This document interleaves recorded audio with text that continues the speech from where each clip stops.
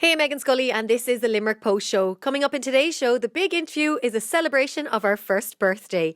First up, though, the top stories in Limerick. And Limerick journalist Malachy Brown, who works for the New York Times over in New York City, won a Pulitzer Prize. You can read more about that up online now. Next up, the Fresh Film Festival Awards take place next week, and we have a little message. Oh, hi. Demi Azokoviawe from the Young Offenders here. I'm presenting the awards for the Young Filmmakers Award for Fresh Films on their YouTube channel. May 13th, 7 p.m. for the seniors, and May 20th at 4 p.m. for juniors. I personally think you should join me. Be great crack. I mean, I'm in the cinema by myself. I need some company, so why not just tune in? I'll be here waiting. See you then.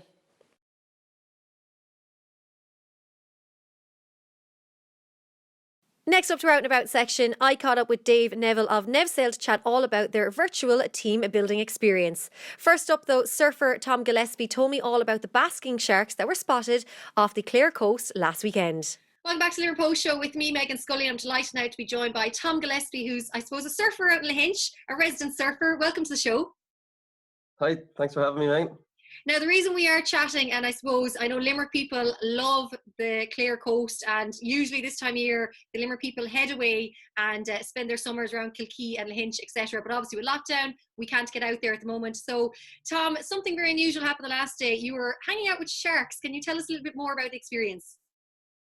So a couple of friends. We were down at the beach, and it was a really nice sunny day, and the sea was really nice, and like the wind was really calm.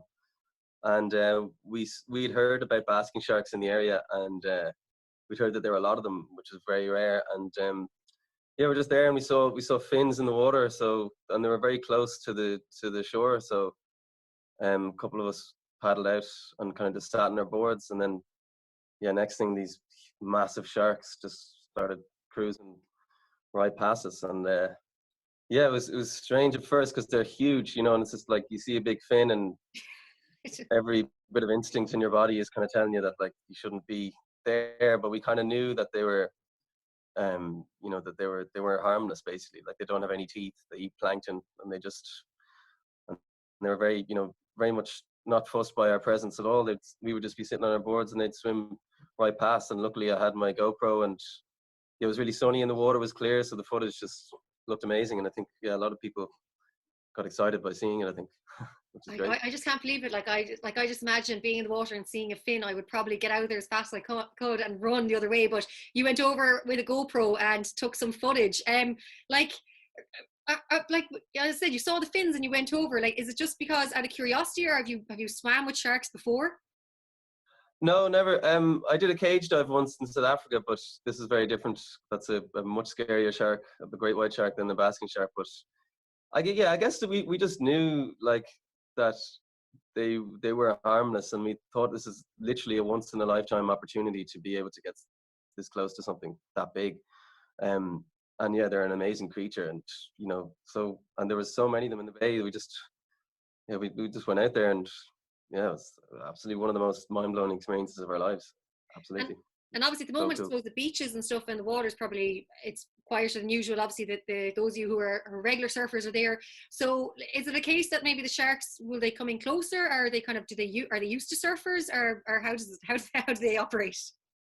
I don't know. Like, they didn't seem fussed by us at all. Like, I mean, like it's very rare. They wouldn't be like, I haven't really heard of anyone surfing and basking sharks showing up. I mean, we see dolphins quite a lot, and seals, and they'll get quite close. But basking sharks are much more rare. They only come one time of the year, and then they're kind of gone. Um, um, so it was like, but I've never seen anything like it. But it was so amazing. I mean, being an Irish person, I think, and probably growing up watching Jaws, and when I hear sharks, I just think a great white, Jaws, teeth, killer, like just like wild, vicious, dangerous. But the basking sharks seem to be a little bit misunderstood, I suppose. Yeah, I mean, obviously it's the headline sounds pretty crazy, but in reality it was more just amazing, Like, I mean, if there were great white sharks, I would be running a mile, but like, or any other sharks with teeth, we wouldn't have done the same. But we knew that they were harmless. And they're kind of, they don't, like I said, they don't have teeth. They're kind of more like whales than sharks, really. Okay. And so they move really slowly, and they're just the mouths, big mouths like that. And yeah, like they're really interesting. Like, because since this has happened, it's obviously got a lot of attention. And I've been in touch with this group called the Irish Basking Shark Project, and they're really cool. You report all your sightings to them, and we actually saw, like, I was able to identify a tag in videos. So I was able to, report that back to them, and they told me where it was last seen. Oh, wow. But yeah, like they're the second biggest shark in the world. They're bigger than the great white. They're really rare. Like they're only up in Ireland and Scotland, and I think they've been seen in Morocco and stuff. But like we're really lucky, like in Ireland, to have something that rare, And they used to hunt them a lot in Ireland. The liver from the basking shark was used to like light up the streets of London in the 19th century or something like this. And I also heard that the oldest ever footage taken in Ireland of anything is of basking shark fishermen in Achill around the turn of the century. So that's pretty cool. That's But pretty cool that they were in. yeah, You could it's amazing. I think it's kind of like, and also kind of, we, like as surfers, we take for granted, the knowledge of the sea. Like we would know about most of the species in the sea, but there's obviously lots of people in Ireland that might not know about this really cool species. And so yeah, it's nice that it's brought attention to it in that kind of way. And yeah, I had no idea that the video would become this popular, but it's kind of cool in a way. Well, Tom, I have to say thanks so much for trying to Limerick Post Show. And I believe there was a charity as well that people can donate to for the sharks. Yeah, so there's the Irish Basking Shark Project. They're a really cool group of like really enthusiastic like marine scientists, and there's loads of info about basking sharks on their Facebook page and stuff. There's also the Irish Whale and Dolphin Research Group, and yeah, like they've got loads of info about, like, there's loads of different species of whales and dolphins, and there's like all this amazing marine life off the west coast of Ireland, which you don't really see that often, but it's there. So it's interesting to know that we have such like a rich, diverse marine life in Ireland. So yeah, those two charities are really good, and the Irish Coast Guard as well. So Super, sounds yeah, absolutely incredible. I look forward to the days that we can all leave the cities and the towns and get out to the coast and get to the Hinch. I'm not sure if I'll be getting into the water with sharks anytime soon, but I look forward to seeing more of basking sharks on your videos and your GoPros and whatnot. And as I said, hopefully we'll see you all back in the beach in Hinch in a couple of weeks. Okay, cool. Nice to talk to you. Welcome back to Limerick Post Show. It's me, Meghann Scully, and I'm delighted now to be joined by Dave Neville of Nevsail. How are you getting on? Great, thanks, Meghann. How are you? I'm really good, thank you. I guess the most obvious thing at the moment is that the kayaks aren't on the water due to the lockdown, and I think a lot of people will know Nevsail because I know myself when I'm walking around the bridges, you'll usually see the colourful kayaks around the place. How have you been since the whole lockdown? We have kind of played it safe, stuck within guidelines, and haven't done any activities out on the water, obviously. Yeah. So we're kind of itching to go, but we're obviously going to do it when it's safe to do so. So we've missed kayaking and the River Fest and all the other events that would have been great. The weather was beautiful the weekend just gone for the River Fest, so it was a pity we missed it. So good. Yeah, but look, we're managing away. We've just had to come up with other ways of reinventing what we do, I suppose. So I suppose essentially Nevsail is water sports and adventure activities, whether it be the kayaking or abseiling from Thomond Park or whatever it might be. So we also do quite a lot of team building for companies and businesses. So we kind of saw a gap where we thought, okay, well, we do team building. Is there something that we can do regarding team building for employees and do it remotely? So we've kind of built and redeveloped or changed do things. So now we've set up team building remotely where employees can do it safely from their home. So that's what we've been doing. because I noticed, I think for the first few weeks, a lot of employees were doing, I suppose, their own kind of Zoom quizzes or their own kind of coffee things. But I feel like now we're in week 8, I think, of working from home, and I've noticed a lot of people are kind of like looking for new ideas. They need new creatives. I think we're all at the stage now where we've kind of hit a bit of a wall when it comes to maybe creativity and trying to stay motivated. I've even found myself the last few weeks have kind of just been a bit tougher. So I think maybe this is a great opportunity for companies to get together and to take part in the team building. So I think it might give that kind of, I guess, that motivation that we're all lacking right now. Yeah, I mean, when we have it set up about 6 weeks, we've had 3 different businesses or companies that have tried it with us. Before that, we had been, doing trial runs on it with family members and friends, etc. And throughout the 5 or 6 weeks of doing it, just by engaging with them and doing the trial runs on it, it was really entertaining, really fun. Problem solving and discussions and getting you out of your norm that we're kind of all boxed in at the moment.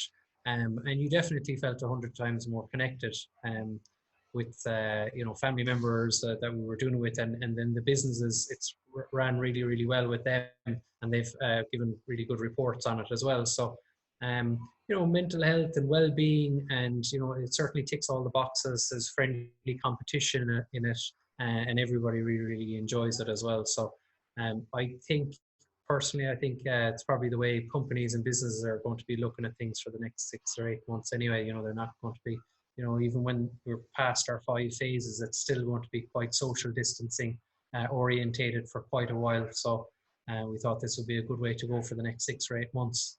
No, it sounds unreal. So if any companies want to get involved, how do they get in touch with you?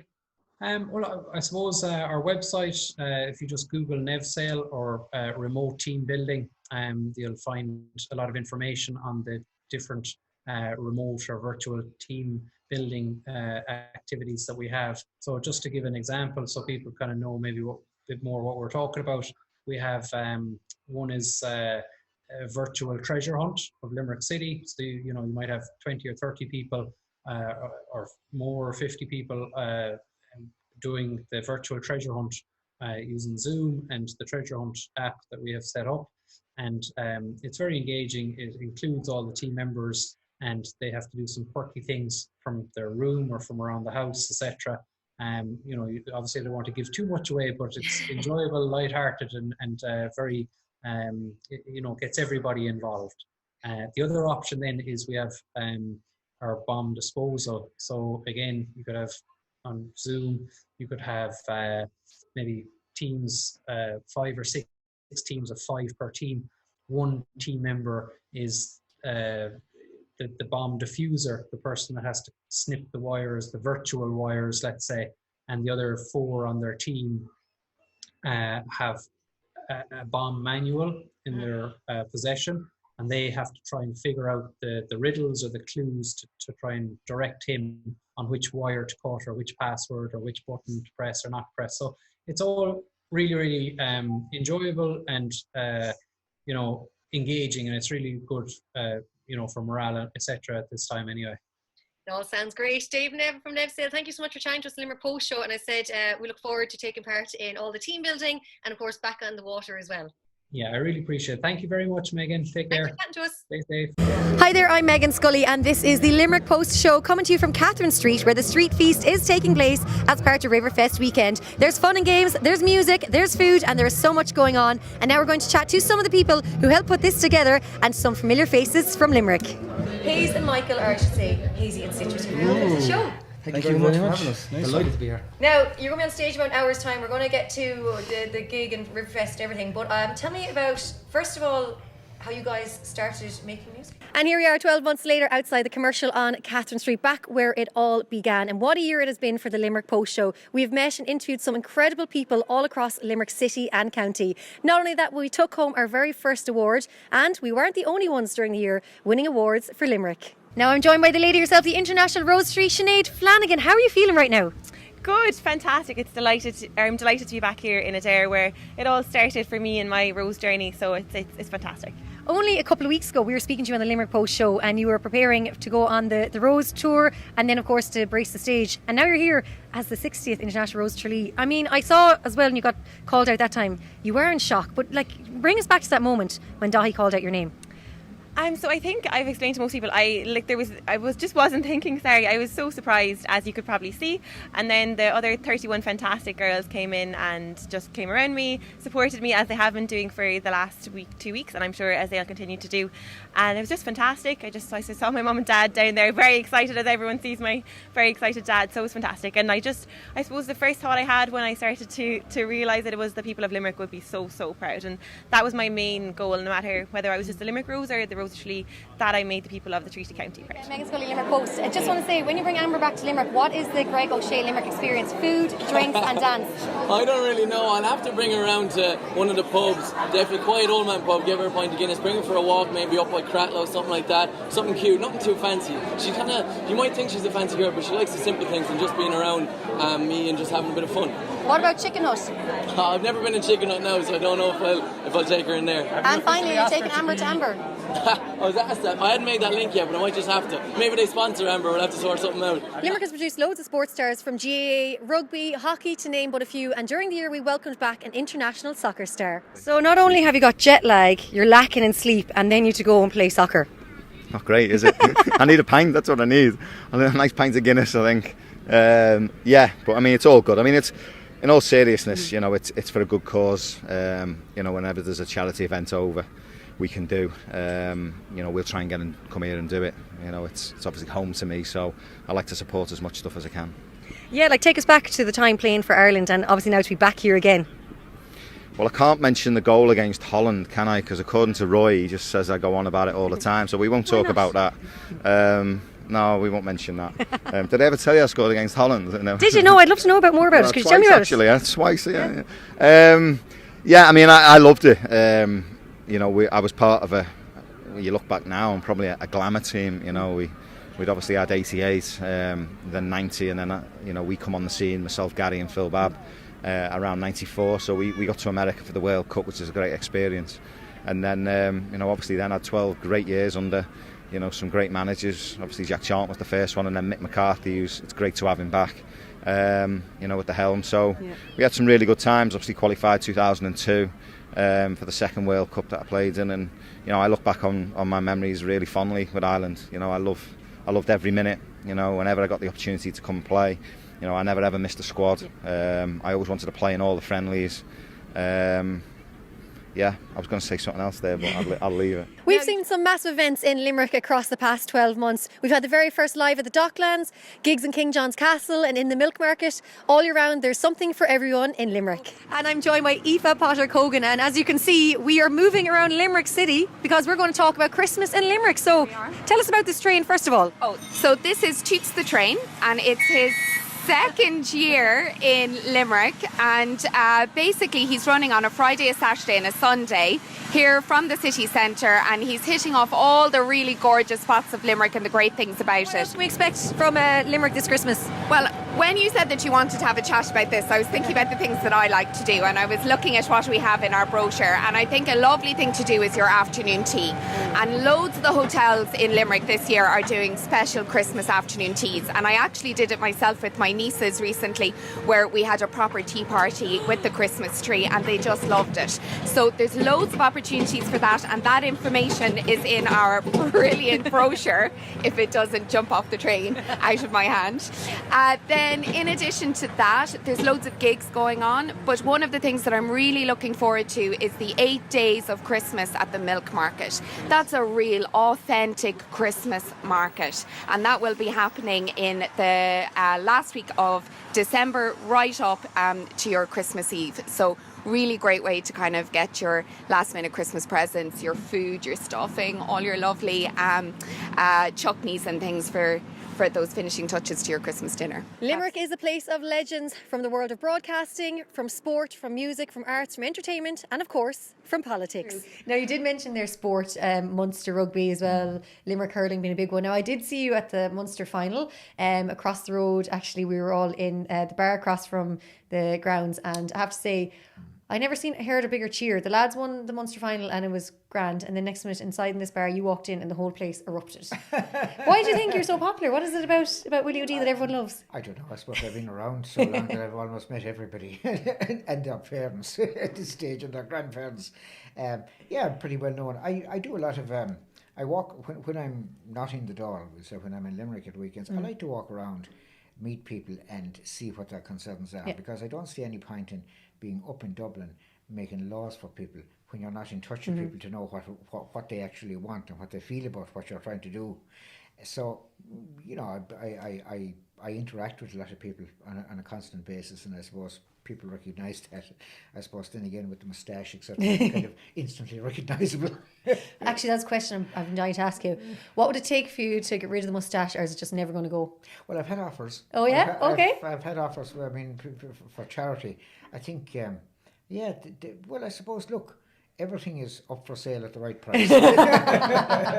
but on commercial grounds, I don't want to mention any money because these offers will come in again for charity, and I just don't want to. I let the people bid against each other. Yeah. Well, I suppose for the right cause, you'll do it. For the right cause, I'll do it. Yeah.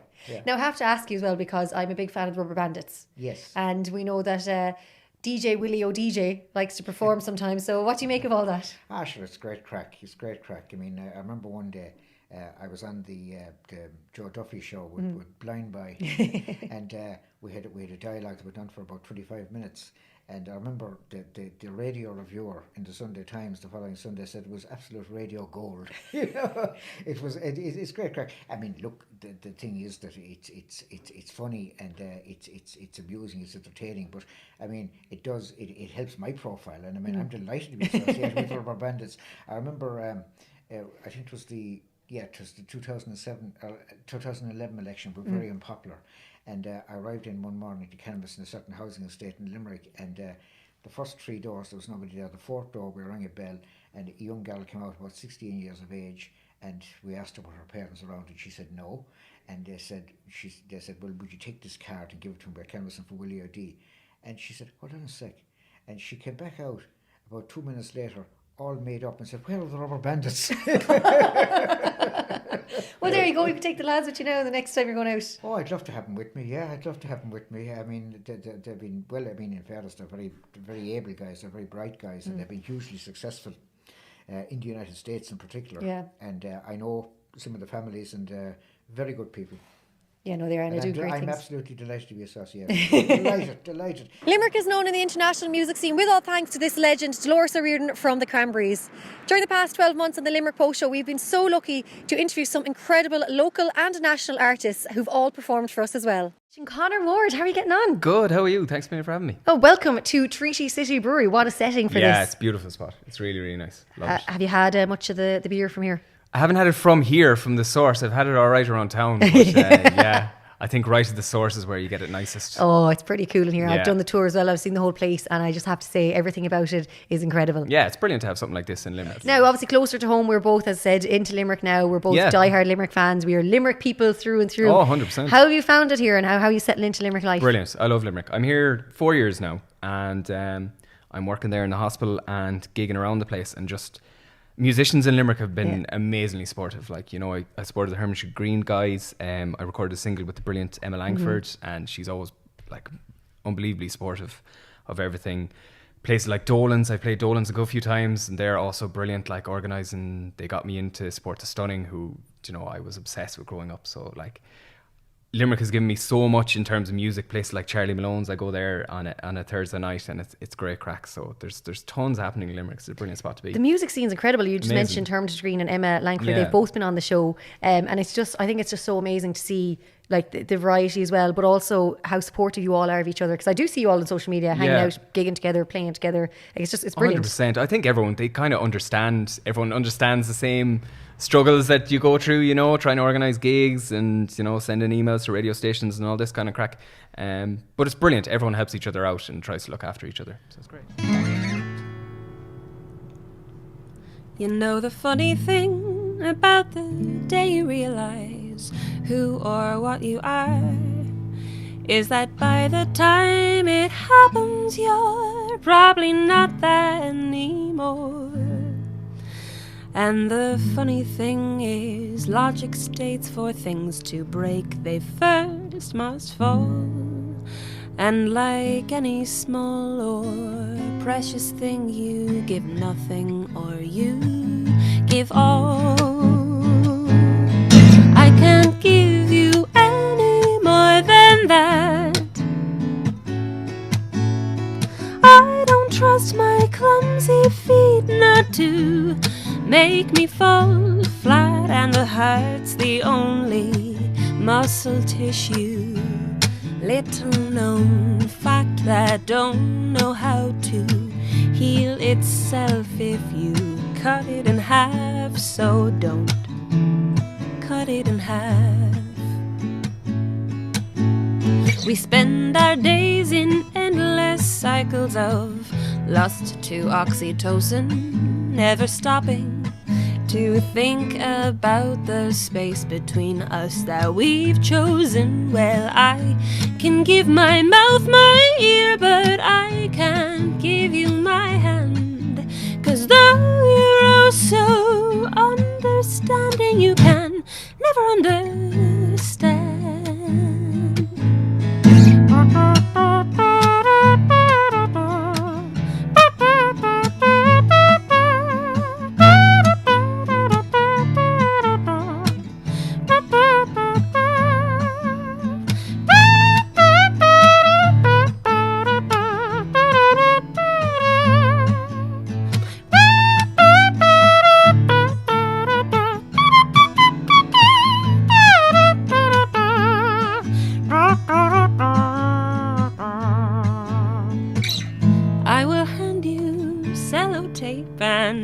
Super glue and staples, and I'll help you hold those pieces in place till you're fit and able. I could never be a surgeon, 'cause my stomach's far from strong, but I hope my bedside sympathies suffice to help you moving on.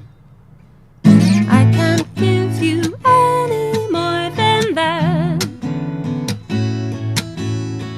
I don't trust my clumsy feet not to make me fall flat, and the heart's the only muscle tissue, little known fact that don't know how to heal itself if you cut it in half. So don't cut it in half. No, don't cut it in half. No, don't cut it in half. And I can't give you any more than that.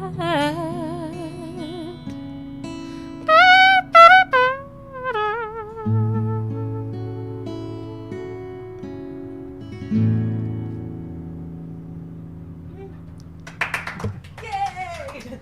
Uproarious applause.